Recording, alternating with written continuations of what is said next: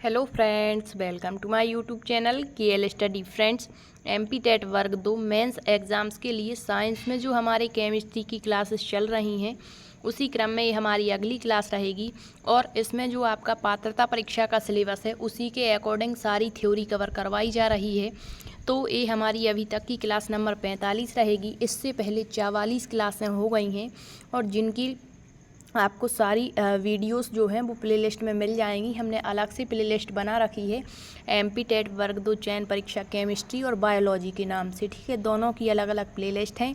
तो बायोलॉजी की भी आपकी लगभग 65+ क्लासें हो गई हैं थ्योरी वाली, जिसमें आपके सारे के सारे बायोलॉजी के आपको डिटेल में टॉपिक देखने को मिल जाएंगे। एनसीईआरटी का पूरा डाटा आपको देखने को मिलेगा और अदर जो ऑथेंटिक बुक्स होती हैं उनका भी डाटा आपको इनमें देखने को मिल जाएगा, ठीक है। तो यहाँ पर केमिस्ट्री के लगभग आपके जो सिलेबस में टॉपिक दिए गए हैं, जैसे पदार्थ है, परमाणु की संरचना हो गई, तत्व यौगिक मिश्रण हो गए, अणु परमाणु हो गए, इसके अलावा आपके रासायनिक संकेत सूत्र वगैरह हो गए, तो ये आपके क्लियर हो चुके हैं सारे टॉपिक, ठीक है। आप पिछले वीडियो देखेंगे तो सारी थ्योरी आपकी बहुत अच्छे तरीके से कवर हो जाएगी। यहाँ पर हम जो हैं कुछ आपके अन्य जो केमिस्ट्री के टॉपिक होते हैं जिनको हम यहाँ पर कवर कर रहे थे। तो पिछले लेक्चर्स में हम मानव निर्मित जो पदार्थ होते हैं उनको यहाँ पर हम पढ़ रहे थे। तो पहले तो हमने विस्फोट पढ़े। विस्फोट से क्वेश्चन पूछे जाते हैं, जैसे डायनामाइट हो गया, टीएनटी जिसे हम ट्राइनाइट्रोटॉलुइन कहते हैं, टीएनपी, इसके बाद टीएनजी, तो आरडीएक्स वगैरह यहाँ से पिछली बार एक क्वेश्चन बना हुआ था। तो हर एक टॉपिक को आपको अच्छे तरीके से कवर करके रखना है, क्योंकि जब मेन सब्जेक्ट बस पूछा जाता है तो थोड़ी सी आपको अतिरिक्त चीज़ों का नॉलेज होना चाहिए। क्योंकि जब कभी भी आपके एग्ज़ाम्स का लेवल होता है, यदि बढ़ा दें तो आपको आना चाहिए, ठीक है। यदि थोड़ा ही लेवल बढ़ाने से आप वहाँ पर चूक कर जाते हैं तो आपकी ही गलती रहेगी। क्योंकि आपको सारी, जैसे सिलेबस में कहा जाता है कि आपके सिलेबस में दिया रहा होगा कि 6 से लेकर के 10th तक की आपको एनसीईआरटी कवर करनी है, ठीक है। तो ये तो कवर करनी ही है। साथ में आपको 11th और 12th की एनसीईआरटी में जो आपके सिलेबस में टॉपिक मिलते हैं उनको भी कवर करके रखना है। जैसे हाई लेवल का पूछेंगे तो 11th 12th तक जाएंगे, ठीक है। तो आपको कवर करके सारी चीज़ों को रखना है। बेसिक भी पढ़ना है और थोड़ी सी डिफ़िकल्ट चीज़ें भी पढ़ के रखनी है, ताकि क्वेश्चन यदि थोड़ा सा भी ये घुमा करके पूछते हैं तो आप उसका आंसर दे पाएँ। तो अब आपका जो है ईएसबी पर आपने देखा होगा कि कई सारे नोटिफिकेशंस आ चुके हैं। अब अगली बारी आपके वर्ग 2 की ही है, तो हो सकता है अगले सप्ताह में आपका वर्ग 2 का भी नोटिफिकेशन जारी कर दिया जाए। और जैसे ही नोटिफिकेशन आएगा तो आपकी चीज़ें तो क्लियर हो जाएंगी, सिलेबस क्लियर हो जाएगा, अदर जो आपके डाउट बनते वो भी कवर हो जाएंगे, एज लिमिट क्या रहेगी, सारी चीज़ें। लेकिन मेन आपकी बात होगी तैयारी की। यदि आपकी तैयारी है तो सारी चीज़ें फ़ायदेमंद हैं, वरना आप समझ सकते हैं। तो इसीलिए बार बार कहते हैं कि आप बहुत अधिक समय देकर अच्छे तरीके से समझते हुए तैयारी करिए और यहाँ पर 2024 में अपना सिलेक्शन पक्का करिए, ठीक है। तो यहाँ पर आज के सेशन में हम पढ़ेंगे मानव निर्मित पदार्थ में कांच। इससे पिछला लेक्चर देखेंगे तो उसमें हमने सीमेंट के बारे में पढ़ा हुआ था। तो ये कुछ जो टॉपिक्स होते हैं, जैसे सीमेंट हो गया, कांच हो गया, विभिन्न प्रकार के जो हैं विस्फोट पदार्थ हो गए, इसके अलावा केमिस्ट्री में कई सारे टॉपिक, ईंधन, तो ऐसे आपके टॉपिक नहीं दिए गए अलग अलग सिलेबस में कि ईंधन आपको पढ़ना, उर्वरक आपको पढ़ना है, उत्प्रेरण आपको पढ़ना है। ये सारी केमिस्ट्री के ही सेशन होते हैं और एक टॉपिक इन्होंने दे दिया, मतलब उसके अंतर्गत जो चीज़ें आती हैं सब आपको कवर करनी है, ठीक है। छोड़ना कुछ भी नहीं है जितना आपके सिलेबस में दिया गया है। तो हो सकता कभी कभी छोटा सा ही टॉपिक हो और जिसको आपने ना पढ़ा हो वहीं से 2 क्वेश्चन बन गए। तो आप यहाँ सोचिए, जब पॉइंट से बच्चे यहाँ पर सिलेक्शन से बाहर हो जाते हैं तो फिर 1 नंबर तो दूर की बात होती है। तो थोड़ा सा मेहनत अधिक करिए और फिर सफलता आपके कदम चूमेगी, ठीक है। तो आइए आज के सेशन को हम स्टार्ट करेंगे। कांच के बारे में पढ़ेंगे। यहाँ से भी खूब सारे क्वेश्चंस पूछे जाते हैं कि किस कांच का क्या उपयोग है, किससे कौन सा बर्तन किससे बनाए जाते हैं, या फिर जो उपकरण वगैरह होते वो किस कांच से बनते हैं। तो हमें तो ये पता होता कि कांच के बने, अब कांच के भी अपने अलग अलग प्रकार होते हैं, ठीक है। इसके अलावा कौन सा रंग किसके कारण होता है कांच का, वो यहाँ पर पढ़ना है। यहाँ से क्वेश्चंस बनते हैं। तो पिछले लेक्चर आप सारे देख सकते हैं। प्लेलिस्ट बनी हुई है, ठीक है। सीमेंट इससे पिछले सेशन में हमने पढ़ा हुआ था। देखिए अब यहाँ पर जो कांच होता है, जो ग्लास होता है, कांच तो सभी ने देखा है। तो देखिए सर्वप्रथम जो कांच का निर्माण है वो कहाँ पर हुआ? प्राचीन काल में मिस्र में हुआ था। कांच विभिन्न क्षारीय धातुओं के सिलिकेटों का एक अक्रिस्टलीय पारदर्शक या अल्प पारदर्शक समांगी मिश्रण होता है। अब यहाँ देखिए, यहाँ कहा गया है क्षार धातुएं। तो आपने यदि आवर्त सारणी अच्छे तरीके से कवर कर रखी है तो आप आसानी से बता पाएंगे कि क्षार धातुएं क्या होती हैं, क्षारीय मृदा धातुएं क्या होती हैं। इसके अतिरिक्त जो धातु, अधातु, उपधातु हैं, बहुत अच्छे तरीके से आपको कवर करवाए हुए हैं, ठीक है। इसके अलावा यहाँ पर कहा गया क्षार क्या होते, अम्ल क्या होते। तो एक टॉपिक दिया गया है आपका अम्ल, क्षार एवं भस्म। तो ये टॉपिक भी आपको कवर करा चुके हैं, तो देख सकते हैं। तो जो कांच है बताया गया है कि वो क्या है। तो कांच विभिन्न क्षारीय धातुओं के सिलिकेटों का एक अक्रिस्टलीय पारदर्शक या अल्प पारदर्शक समांगी मिश्रण है। तो आपको एक तो ये चीज़ याद रखनी है कि कांच क्या है, एक मिश्रण है। क्या है? मिश्रण। क्वेश्चन पूछता है कांच क्या है, ऑप्शन देगा यौगिक है, तत्व है, मिश्रण है। तो आपको पता होगा कि मिश्रण है या तत्व है या यौगिक है। तो यहाँ पर मिश्रण है। अब मिश्रण कैसा है? मिश्रण भी आपको पढ़ाया हुआ है, दो प्रकार का होता। एक तो समांगी मिश्रण, एक होता है विषमांगी मिश्रण। समांगी मिश्रण मतलब जो एक दूसरे में पूर्ण तरीके से घुल जाए और जिसमें नियत मात्रा में, निश्चित मात्रा में चीज़ों को मिलाया गया हो, वो समांगी। और विषमांगी मतलब जिसको हम आसानी से पहचान लें। जैसे हमने कह दिया रेत और जल का मिश्रण, तो रेत अलग आप पहचान लेंगे जल में और जल अलग पहचान लेंगे, तो वो विषमांग होता है। तो जो कांच है यहाँ पर वो क्या है? समांगी मिश्रण है। तो मिश्रण, अब मिश्रण क्या कहलाता है तो आपको ये भी अच्छे से बताया हुआ है। जो आपका मिश्रण होता, दो या दो से अधिक पदार्थों को अनिश्चित अनुपात में मिलाकर जो एक पदार्थ तैयार किया जाता, वही क्या है? आपका मिश्रण है। अब देखिए यहाँ पर ये क्या है? कांच। कांच एक तो मिश्रण है और क्षारीय धातुओं के सिलिकेटों का अक्रिस्टलीय पारदर्शक या अल्प पारदर्शक मतलब थोड़ा थोड़ा इसके आर पार देखा जा सकता है। तो इसकी कोई संरचना नहीं होती कांच की, इसीलिए इसे अक्रिस्टलीय कहा गया है। तो पूछ सकता है कांच क्या है? अक्रिस्टलीय पारदर्शक है या अन्य ऑप्शन देगा क्रिस्टलीय पारदर्शक है। तो यदि आपने पढ़ा है तो आप आसानी से आंसर बता पाएंगे। क्वेश्चन कहीं से भी उठ करके पूछ सकता है, तो चीज़ों को आप थोड़ा सा समझ कर पढ़ना। ऐसा नहीं है कि टॉपिक उठाया और बस एक बार पढ़ लिया, हो गया ख़त्म, दूसरा टॉपिक स्टार्ट। ऐसी तैयारी बिल्कुल नहीं करनी, ठीक है। अब देखिए जो साधारण कांच होता है उसको बनाने के लिए तो इस संगठन तो आपको याद रखना है। जैसे हमने सीमेंट में पढ़ा हुआ था, ठीक है, उसी तरीके से जैसे सीमेंट का संगठन था, जैसे ही आपका कांच का संगठन होगा। तो साधारण जो कांच होते, सिंपल जो ग्लास होते हैं, उनको बनाने के लिए एक तो सिलिका, सोडियम सिलिकेट और कैल्शियम सिलिकेट के ठोस विलयन मिश्रण होता है। मतलब इन जो तीन चीज़ें आप देख रहे हैं, इनका जो ठोस विलयन होगा वही मिश्रण जो बनेगा वो आपका कांच कहलाएगा, ठीक है, क्योंकि कांच क्या है? एक मिश्रण है। अब देखिए इन सभी पदार्थों को जो आपने पढ़े, silica, sodium silicate, calcium silicate, यदि इन सभी पदार्थों को आपस में पीस दिया जाए और चूर्ण बना लिया जाए, तो इस चूर्ण को परिवर्तित करके क्या किया जाए? भट्टियों में पिघलाया जाए, हीट इसको दी जाए। जब ये चूर्ण जो है वो पिघल कर द्रव अवस्था में परिणत हो जाता है तो फिर उसको क्या कहते हैं? हम द्रव कांच कहते हैं, लिक्विड गिलास कहते हैं। अब जो ये द्रव कांच बन गया है, द्रव का मतलब क्या होता है? जिसमें बहने का गुण हो, ठीक है। तो द्रव कांच में परिवर्तित हो गया। अब जो ये तो अभी गर्म है, जब इसको हम किसी बर्तन में डालकर ठंडा करेंगे और सांचों में डालकर धीरे धीरे इसको ठंडा करेंगे तो कांच के विभिन्न रूप यहाँ पर तैयार होते हैं, ठीक।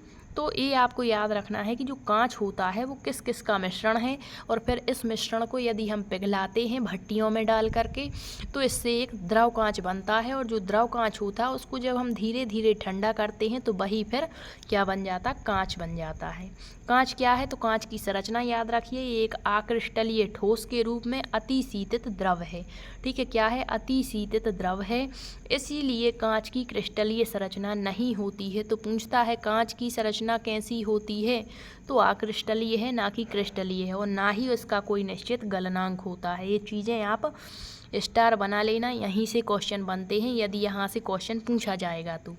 कांच के निर्माण में कच्चे माल के रूप में किसका यूज होता है? जिस तरीके से हमने सीमेंट में पढ़ा था, ठीक है, तो उसी तरीके से जो कांच होता है इसमें जब इसका निर्माण होता है तो कच्चे माल के रूप में रेत, सोडा और क्वार्टज का प्रयोग होता है। कांच का कोई निश्चित ना तो रासायनिक सूत्र होता है, ना ही इसका कोई निश्चित गलनांक होता है और ना ही इसकी संरचना क्रिस्टलीय होती, क्योंकि कांच एक मिश्रण है, यौगिक नहीं है। जैसे क्वेश्चन यहाँ से बिल्कुल बेसिक क्वेश्चन पूछेगा, जैसे आपसे कह दिया जल है, जल क्या है, तो आपने पढ़ा हुआ है कि जल एक यौगिक है। क्यों यौगिक है? जल का सूत्र होता है H2O। यौगिक इसलिए है क्योंकि इसमें हाइड्रोजन के 2 परमाणु हैं और ऑक्सीजन का 1 है, मतलब निश्चित है, ठीक है। लेकिन जो आपका कांच है वो क्या है? मिश्रण है, क्योंकि इसका जो है तो समांगी, लेकिन यहाँ पर निश्चितता नहीं बताई गई है कि कौन सी चीज़ कितनी मात्रा में मिली हुई है, ठीक है।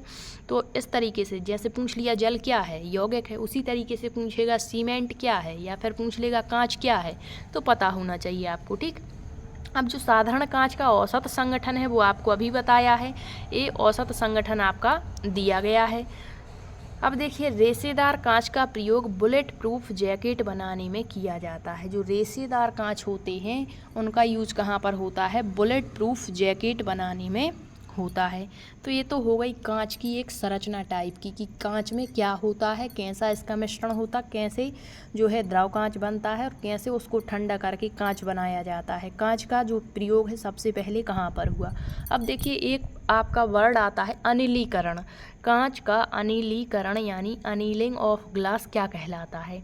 तो कांच की वस्तुओं को बनाने के बाद में विशेष प्रकार की भट्टियों में उसे धीरे धीरे ठंडा करते, क्योंकि जब भी कांच बनाया जाएगा तो उसको भट्टियों में पिघलाएंगे विभिन्न प्रकार के मिश्रण को मिला करके, और फिर उसको ठंडा करेंगे, और यही ठंडे करने की जो प्रक्रिया होती वो कांच का अनिलीकरण या इसी को कांच का तापानुशीतलन कहते हैं।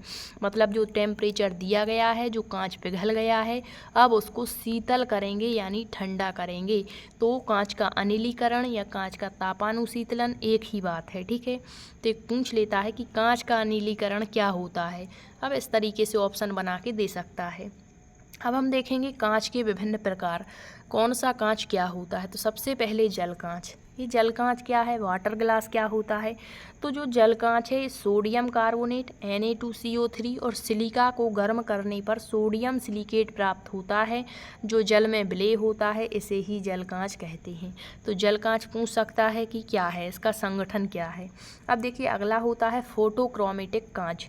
मतलब फोटोक्रोमेटिक जो ग्लास है यह एक विशेष प्रकार का कांच होता है और यह तीव्र प्रकाश में काला हो जाता है। मोस्ट इम्पोर्टेंट है, यहाँ से क्वेश्चन पूछता है कौन सा कांच तीव्र प्रकाश देने पर काला पड़ जाता है, तो वो फोटोक्रोमेटिक कांच है। इसका उपयोग कहाँ होता है? तो धूप परिरक्षक के रूप में किया जाता है। सिल्वर क्लोराइड की उपस्थिति के कारण ही इस प्रकार के कांच धूप में स्वतः काले हो जाने का गुणधर्म प्रदर्शित करते हैं। तो 2 क्वेश्चन यहाँ से बनते हैं कि तीव्र प्रकाश में कौन सा कांच जो है वो काला पड़ जाता है, तो फोटोक्रोमेटिक कांच। या फिर पूछेगा कि किसकी उपस्थिति के कारण जो है फोटोक्रोमेटिक कांच तीव्र प्रकाश में काला पड़ जाता है, तो सिल्वर क्लोराइड के कारण, ठीक है। अगला देखिए, पायरेक्स कांच क्या होता है। तो पायरेक्स कांच को ही बोरोसिलिकेट कांच भी कहते हैं। इसमें एक ही समय में 2 अलग अलग तापमानों को संपर्क में लाने की क्षमता होती है। मतलब ये टूटता नहीं है, पिघलता नहीं है, 2 अलग अलग तापमानों को ये संपर्क में ला सकता है, इतनी इसमें क्षमता होती है। और पायरेक्स कांच का दूसरा नाम है बोरोसिलिकेट कांच। अगला है लेड क्रिस्टल कांच क्या होता है। तो लेड क्रिस्टल निर्मित वस्तुओं की सतह को अलंकारिक एक ढंग से काटने पर इन सतहों से प्रकाश का परावर्तन प्रचुर मात्रा में होता है। फलस्वरूप इस प्रकार के कांच में अद्भुत झिलमिलाहट पैदा करने का गुण होता है। अगला है सोडा कांच। यह भंगुर होता है। अब भंगुर आपने पढ़ा होगा, ये प्रवृत्ति तो धातुओं की होती है, मतलब ये चिटक जाता है, टूट जाता है, जिस कारण यह सुगमता पूर्वक टूट जाता है और साथ ही साथ ताप में अचानक परिवर्तनों के फलस्वरूप इसमें दरारें भी पड़ जाती हैं। यह सबसे सस्ता और सर्वनिष्ठ, मतलब सब जगह ये आपको देखने को मिल जाएगा, मतलब आसानी से उपलब्ध हो जाता है। सोडा कांच को मृदु कांच या सॉफ्ट ग्लास भी कहा जाता है, ठीक है। तो पूछ सकता है मृदु कांच का प्रमुख गुण क्या है, क्योंकि ये भंगुर है, आसानी से टूट जाता है, ठीक। अगला है फ्लिंट कांच। फ्लिंट कांच क्या होता है। तो यह मुख्य रूप से सोडियम, Na, पोटेशियम एवं लेड सिलिकेटों का मिश्रण है।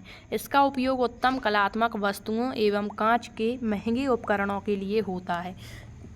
तो एक तो आपको ये क्वेश्चन याद रखना है कि किस कांच से कौन से उपकरण बनाए जाते हैं, उसका क्या उपयोग है। अब देखिए, इसमें बिजली के बल्ब मतलब जो आपका फ्लिंट कांच है इससे बिजली के बल्ब, दूरबीन, सूक्ष्मदर्शी कैमरे आदि के लेंस और प्रिज्म बनाए जाते हैं। अगला है क्राउन कांच। एक होता क्राउन, एक होता है क्रुक्स। तो याद रखिए दोनों में क्या अंतर है। यह सामान्यतः सोडा चूना सिलिका कांच है, इसके उपयोग से चश्मों के लेंस बनाए जाते हैं। और जो क्रुक्स कांच होता है यह सीरियम ऑक्साइड CO2 मिला रहता है इसमें। यह जो होता है यह जो कांच है वो परावैंगनी किरणों को शोषित कर लेता है, इस कारण इससे चश्मों के लेंस बनाए जाते हैं। मतलब जो धूप के चश्मे की यदि हम बात करते हैं कि जो धूप के चश्मे होते हैं उसमें कौन सा कांच यूज होता, तो वो क्रुक्स कांच होता है। जबकि आपके जो सामान्य चश्मे होते हैं हर जगह प्रयोग कर सकते हैं, तो वो आपका क्राउन कांच होता है। अगला है क्वार्ट्ज कांच। इससे सिलिका कांच भी कहते हैं। इसे सिलिका को पिघलाकर प्राप्त किया जाता है। इससे परावैंगनी किरणें निकल जाती हैं, अतएव यह परावैंगनी लैंपों के बल्ब बनाने और अभिकर्मकों को रखने के लिए पात्र बनाने के काम आता है। इसका उपयोग प्रयोगशाला के उपकरण बनाने में भी किया जाता है। अब कुछ इम्पोर्टेंट फैक्ट याद रखेंगे आप लोग कांच से संबंधित, कि कांच में यदि हम क्यूलेट मिला देते हैं तो जो कांच होता है वो आसानी से गल जाता है। तो कांच को आसानी से गलने में सुविधा प्रदान करने वाला पदार्थ कौन सा है, तो क्यूलेट है। नेक्स्ट है कांच को कठोर बनाना है यदि, तो उसके लिए कौन सा यूज़ करते हैं, पोटेशियम क्लोराइड। नेक्स्ट है कांच की ना तो कोई क्रिस्टलीय संरचना ना ही उसका कोई गलनांक होता है। ठीक है, कांच का कोई निश्चित रासायनिक संगठन सूत्र भी नहीं होता, क्योंकि कांच एक प्रकार का क्या है, मिश्रण है। ऑप्टिकल फाइबर का उपयोग दूर संचार और शल्य क्रियाओं में होता है। मोस्ट इम्पोर्टेंट क्वेश्चन है ऑप्टिकल फाइबर। आप देखिए प्रमुख कांच पढ़ेंगे, उसका संगठन पढ़ेंगे और उसके उपयोग पढ़ेंगे। तो संगठन ये तो आपको जब आप कई बार इसको पढ़ेंगे तब याद हो पाएगा, लेकिन आपको याद तो करना है। ठीक है, आप 8 बार पढ़िए 10 बार पढ़िए, लेकिन आपको बिल्कुल रट जाना चाहिए कि सोडा कांच जो है इसका संगठन क्या है, इसका उपयोग क्या है। फ्लिंट कांच का संगठन क्या है, क्योंकि संगठन महत्वपूर्ण है। ठीक है, तो देखिए जो सोडा कांच है इसका जो संगठन है सोडियम कार्बोनेट, कैल्शियम कार्बोनेट और सिलिका से ये मिलकर बना होता है। अब सोडा कांच से क्या क्या बनता है, तो एक तो ट्यूबलाइट बनती है, घरों में देखी होगी, तो हम तो आसानी से कह देते कांच की बनी। अब कांच भी कई प्रकार के हैं, तो किस कांच की बनी है, सोडा कांच की बनी है। बोतलें, प्रयोगशाला के उपकरण और दैनिक प्रयोग के जो बर्तन बनाए जाते हैं वो इसी कांच से बनते हैं। नेक्स्ट है फ्लिंट कांच। इसका संगठन है पोटेशियम कार्बोनेट, लेड ऑक्साइड और सिलिका से बना होता है। इसका उपयोग होता है विद्युत बल्ब, कैमरा और दूरबीन के लेंस और प्रिज्म बनाने में। ठीक है, तो आप किसी भी तरीके से याद रखिए, फासे फ्लिंट है, प्रिज्म है, जैसे भी याद रख सकते याद रखिए। नेक्स्ट है क्रुक्स कांच। ये आपको अभी बताया, सीरियम ऑक्साइड और सिलिका का मिश्रण होता है। क्रुक्स कांच से धूप के चश्मों के लेंस बनते हैं। यह परावैंगनी किरणों से होने वाली हानि से हमें बचाता है। एक क्रुक्स कांच है और एक क्राउन कांच है। तो क्रुक्स मतलब धूप के चश्मे और आपका जो क्राउन कांच हो जाएगा वो हो जाएगा चश्मे। पोटास कांच, पोटेशियम कार्बोनेट, कैल्शियम कार्बोनेट और सिलिका का ये संगठन होता है, इससे बना होता है। इसका उपयोग जो अधिक ताप तक गर्म किए जाते हैं उपकरण वो बनाए जाते हैं। ठीक है, और बर्तन। नेक्स्ट है आपका पायरेक्स कांच, बेरियम सिलिकेट और सोडियम सिलिकेट का मिश्रण है। प्रयोगशाला के उपकरण और फार्मास्यूटिकल पात्र इससे बनाए जाते हैं। क्राउन कांच किसका संगठन है, पोटेशियम ऑक्साइड, बेरियम ऑक्साइड और सिलिका का, और चश्मों के लेंस बनते। अब यहाँ आप ये देख रहे हैं क्योंकि आपका एक टॉपिक दिया है रासायनिक संकेत सूत्र एवं समीकरण, तो पूछ सकता पोटेशियम ऑक्साइड का सूत्र क्या है, बेरियम ऑक्साइड क्या है, सिलिका क्या है, तो आपको हर जगह ये आना है। अब देखिए जो क्राउन कांच है चश्मे के लेंस इससे बनेंगे। सीसा क्रिस्टल कांच, पोटेशियम कार्बोनेट, लेड ऑक्साइड और सिलिका का मिश्रण होता है। महंगे कांच के पात्र इससे बनाए जाते हैं। ठीक, अब हम देखेंगे कांच में जो रंग है वो किस किस कारण से आता है। तो कांच को रंग देने के लिए अल्प मात्रा में धातुओं के यौगिक, जो रंगीन यौगिक हैं वो मिलाए जाते हैं। धात्विक यौगिक का चुनाव वांछित रंग पर निर्भर करता है। अब देखिए कांच के ऊपर चित्र बनाने के लिए जो चित्र बने हुए आपने देखा होगा, कांच के ऊपर जो कई उपकरण आते हैं या जो कई आपके बर्तन आते हैं उस पर आपने देखा होगा डिज़ाइन बना हुआ होता है, तो उसको बनाने के लिए किसका यूज होता है, फ्लोरीन का। नेक्स्ट है फोटोक्रोमेटिक कांच, सिल्वर ब्रोमाइड की उपस्थिति के कारण धूप में काला पड़ जाता है, अभी आपको कुछ समय पहले बताया है। ठीक है, अब हम देखेंगे कौन सा कांच का रंग और उसको रंग देने वाला पदार्थ कौन सा है। जैसे कह दिया कि गहरे नीले रंग का जो कांच है वो किस कारण से है, तो कोबाल्ट ऑक्साइड के कारण जो गहरा नीला रंग है वो कांच को प्रदान होता है। तो ये आपको कुछ रंग देने वाले पदार्थ और कांच के रंग याद रखने हैं, मोस्ट इम्पोर्टेंट हैं। तो कोबाल्ट ऑक्साइड से कांच का जो है गहरा नीला रंग होता है। नेक्स्ट है सोडियम क्रोमेट या फेरस ऑक्साइड से कांच हरे रंग का दिखता है।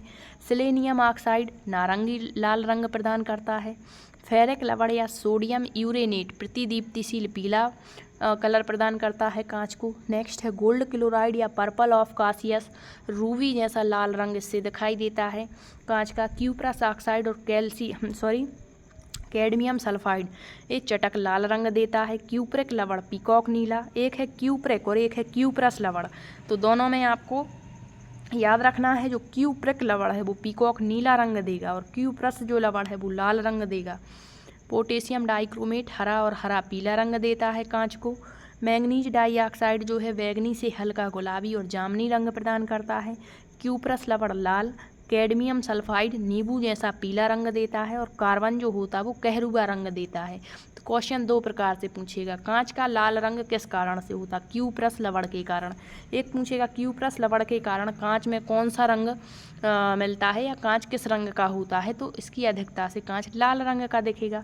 क्यूप्रिक लवण से कांच में कौन सा रंग होता, पीकॉक नीला, या जो पीकॉक नीला है वो कांच को रंग देने वाला पदार्थ कौन सा है, तो क्यूप्रिक लवण है। तो ये आपको याद रखने हैं और यहाँ से आपको सूत्र भी याद रखने हैं। क्यूप्रस लवण क्या होता, मैंगनीज डाइऑक्साइड क्या, क्योंकि एक टॉपिक आपका यही दिया है रासायनिक संकेत सूत्र और समीकरण। तो जितने भी इम्पोर्टेंट सूत्र हैं वो आपको कराए हुए हैं, लेकिन आपको उससे अलग से भी चीज़ों को कवर करके रखना है, ठीक है। तो आज की टॉपिक में इतना ही, आज का टॉपिक यहाँ पर ख़त्म होगा। अगले सेशन में हम अगला टॉपिक आपका जो केमिस्ट्री का दिया गया होगा उसको कवर करेंगे।